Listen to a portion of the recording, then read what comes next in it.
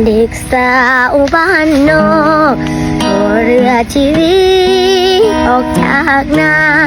บ่ฮู้ว่าลมแห่งโชคชะตาสิพาไปจังใดน้อสบายดีพี่น้องสวัสดีค่ะพี่น้องจ้ามื้อนี้ก็มาพบพ่อกับซ่องสาวตุ๊กชาแนลอีกคือเก่าเด้อ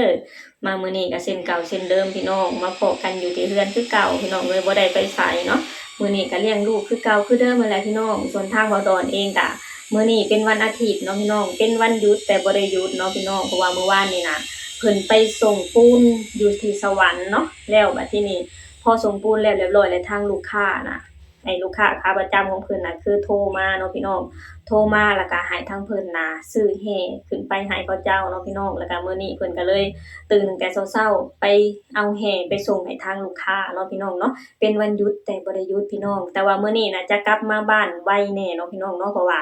เสร็จจากการส่งแห่ให้ลูกค้าแล้วแล้วก็จะเอารถไปไว้อยู่ที่โรงงานแล้วก็จะกลับมาบ้านมาเฮือนแล้วเนาะพี่น้องเนาะเพราะว่ามื้อนี้เป็นวันอาทิตย์ทางโรงงานคือเพิ่นบ่ได้ขายปูนเนาะพี่น้องเนาะมื้อนี้ก็คือจะกลับบ้านไวกว่าแต่ละมื้อเนาะพี่น้องเนาะมาพี่น้องมามื้อนี้ก็เส้นเก่าเส้นเดิมนั่นแหละพี่น้องมาตามติดชีวิตของน้องธิดาลาวศรีวิไลคือเก่าเนาะพี่น้องเนาะคือมื้อนี้ก็คือทางพ่อครูก็ได้พาน้องธิดาลาวน่ะไปงมปลาเนาะพี่น้องเนาะพาน้องไปงมปลาไปท่ามกลางธรรมชาติทุ่งไร่ทุ่งนาเนาะพี่น้องเนาะแบบว่าคนเฮาแบบว่าคนเฮาเนาะพี่น้องเนาะพอแบบว่าเฮาไปเจอเมืองที่เจริญแล้วนะพี่น้องไปเห็นเมืองที่เจริญเห็นแต่ตึกเห็นแต่ต้นไม้งามๆตึกสวยๆบ้านหลังงามๆแนมไปทางใดก็มีตั้งแต่ตึกมีแต่บ้านนะพี่น้องคือแบบว่าจะเฮ็ดให้เฮานะคิดฮอดคิดถึงบ้านเนาะพี่น้องเนาะแล้วมื้อนี้ทางพ่อครูศรีวิไลก็พาน้องธิดาลาวน่ะไปงมปลาพี่น้องท่ามกลางธรรมชาติที่มีทุ่งไร่ทุ่งนามีไหนามีเถียงนาเนาะพี่น้องเนาะซึ่งเห็นภาพบรรยากาศแล้วล่ะก็จะช่วยให้น้องน่ะเศร้าคิดฮอดคิดถึงบ้านได้เนาะพี่น้องเนาะเพราะว่าบรรยากาศน่ะคล้ายคือกันกับอยู่บ้านเลยเนาะพี่น้องเนาะคือแบบว่าสตูกเองก็เคยอยู่ในสถานการณ์แบบนั้นเนาะพี่น้องตอนที่สตูกไปทำงานอยู่ที่ไทยเนาะพี่น้องเนาะตั้งแต่วันจันทร์ถึงวันเสาร์น่ะจะพากันทำงานเลยพี่น้องบ่ได้ไปไสเนาะพี่น้องเนาะคือตื่นเช้ามากะลงมาเฮ็ดงานพอเฮ็ดงานแล้วก็ขึ้นไปห้องนะพี่น้องก็จะหมุนเวียนอยู่แบบนี้ใน6วันนั้นเนาะพี่น้องเนาะแล้วมาวันอาทิตย์พี่น้องตอนเช้านะคือทุกวันอาทิตย์จะชวนกันไปตกปลาเนาะพี่น้องเนาะเพราะว่าอยู่บ่อนที่ตกปลาน่ะจะเป็นแบบธรรมชาติมีแต่ป่าเนาะพี่น้องเนาะมีถนนหนทางแล้วก็มีป่าถึงจะบ่ได้มีไหนาแต่ว่ามันจะซอยให้สตุ้งนะเซาคิดฮอดคิดถึงบ้านได้เนาะพี่น้องเนาะแล้วพอทางน้องธิดาลาวก็โอ้ยพี่น้องเบิ่งน้องก็คือสิมีความสุขเนาะพี่น้องเนาะมีความสุขกับการงมปลาพี่น้องขึ้นมานี่หน้าตาแจ่มใสยิ้มบานเนาะพี่น้องเนาะยิ้มบานหน้าบานเลยเนาะพี่น้องเนาะเห็นแล้วล่ะก็มีความสุขแทนน้องเนาะพี่น้องเนาะแล้วพองมปลาลมยังแล้วเรียบร้อยแล้วก็ทางพ่อครูก็ย่านตั้งแต่ทาง FC แฟนคลับนะคิดฮอดคิดถึงน้องธิดาลาวเนาะพี่น้องเนาะเอิ้นลูกขึ้นมาจากน้องพี่น้องเพื่อมาร้องเพลงหอบฝันข้ามโขงให้ทาง FC แฟนคลับได้ฟังเนาะพี่น้องเนาะท่ามกลางธรรมชาติพี่น้องท่ามกลางธรรมชาติมีทุ่งไร่ทุ่งนาแล้วก็ฟังเพลงหอบฝันข้ามโขงไปนำโอ้ยฟังแล้วก็ม่วนพี่น้องแต่ว่าอีต้นแต่น้องธิดาลาวตัวน้อยของเฮาแหละพี่น้องหนาวสั่นเนาะพี่น้องเนาะใจก็อยากร้องเพลงใจก็อยากไปงมปลาแบบนี้นะพี่น้องเห็นแล้วก็เห็นทางความม่วนแล้วก็เห็นทางความหนาหักเห็นทางความม่วนแล้วก็เห็นทางความหนาหักอยู่ในตัวของเด็กน้อยคนนี้เนาะพี่น้องเนาะฟังไปยำยิ้มไปนำพี่น้องป้าพี่น้องเดี๋ยวเฮาไปชมเพลงที่น้องร้องไปนำกันเนาะพี่น้องเนาะฟังแล้วก็มีความสุขเนาะพี่น้องเนาะไปพี่น้องเดี๋ยวเฮาไปฟังนำกันเด้อ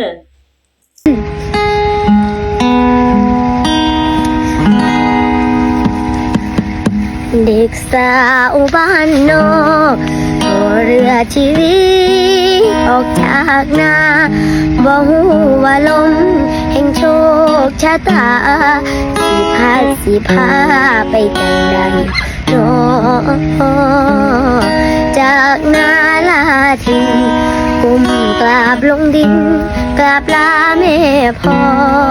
ยิบดินเส้นหัวแล้วก้าวต่อผ่านต่อมอบกมืออาลัยอยากเห็นแสนเข็นชีวิตลำเข็นคนพาเนจรสู่กรุงเทพมหา ครที่สุดอยู่กลางเมืองไทยป้าสาวลาวตัวน้อยตาพาตาพลอยจากบ้านมาไกลหวังแค่เงินสักก้อนกลับไปให้คนทั้งบ้านมีกินดีอยู่ในความฝันมีบ้านงามๆหนึ่งหลังรถจักรหนึ่งคันเติมหวังให้แม่พ่อเป็นพ่อได้คิดเหนื่อยยากบ่ท้อเพื่อวันรอต้องทำให้ดีมีแอบร้องไห้เมื่อเจ้านายด่าซ้ำย้ำยีแต่ยังเป็นลูกจ้างที่ดีเพื่อรอฝัน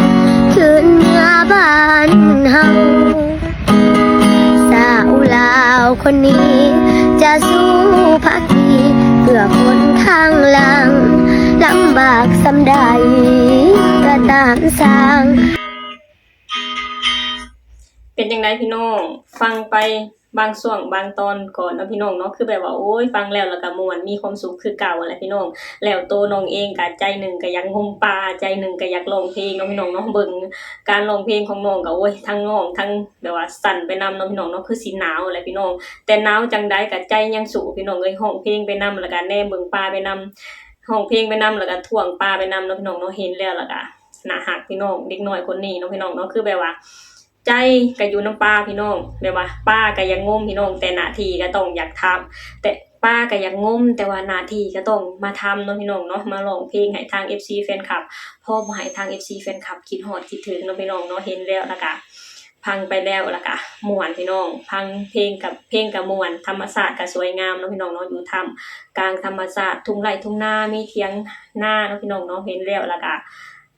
เป็นภาพบรรยากาศที่แบบว่าเห็นแล้วก็เศร้าคิดฮอดคิดถึงบ้านได้เนาะพี่น้องเนาะโอเคพี่น้องสำหรับคลิปนี้สตุกเองก็จะขอจบลงตัวนี้กันเด้อฝากให้พี่น้องสวยกดไลค์กดแชร์กดติดตามในช่องสาวตุกชาแนลเนี่ยเด้อสบายดีสวัสดีค่ะ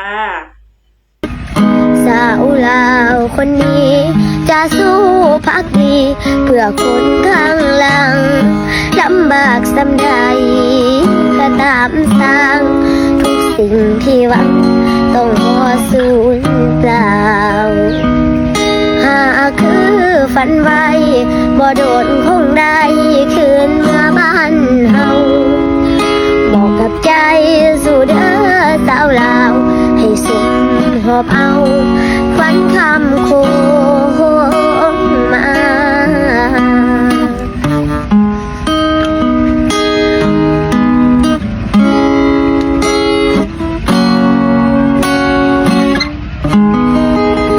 พี่ดาพูดจะตายอยู่คนเดียวเงินไปเลยมาสาป่าครับแจกขี้ตมล่มออกน้องธิดาเล่าครับแต่ว่าหน้าที่ก็ต้องทำก็คือร้องเพลงให้พี่น้องฟังลงจับปลาก็ต้องลงจับนะครับเพราะว่ามื่อนี้สู่ป่าอยู่ที่น้องอีเข่งครับอยู่กลางทงนา